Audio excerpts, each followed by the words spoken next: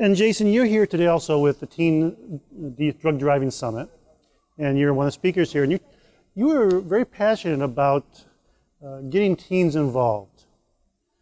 Why is that? Teens are probably the most important messengers in fighting the drug driving epidemic, because teens are some of the primary contributors to, or the primary people who take place in getting high, getting drugged, and then driving.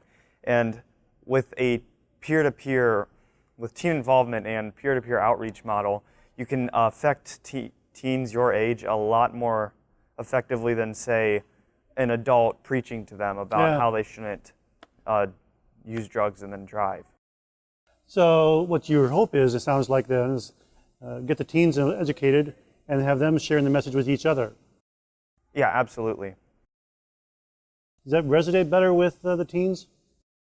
I've found that it's a lot more effective when students hear the voice of their peers rather than adults, but of course we do need the more reputable voices such as law enforcement officers and public officials who see the effects of drugged driving on a daily basis.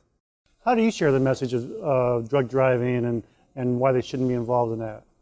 There's all sorts of different approaches we've taken.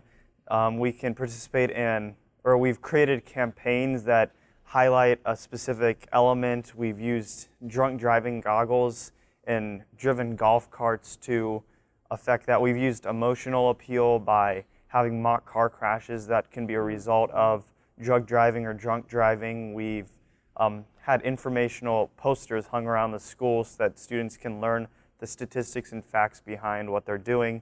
There's just limitless opportunities and ways to appeal in different ways to different students. One of the things you mentioned during your presentation was, you said it was just as troubling, this idea that if the students, a while back it used to be a very concern that they wouldn't use drugs because of the danger, and now it seems like that attitude is changing some, I guess especially with marijuana, where they're saying now, it's not as dangerous as I thought, it's okay to use it now. What did you take from that statistic, and how do we change that?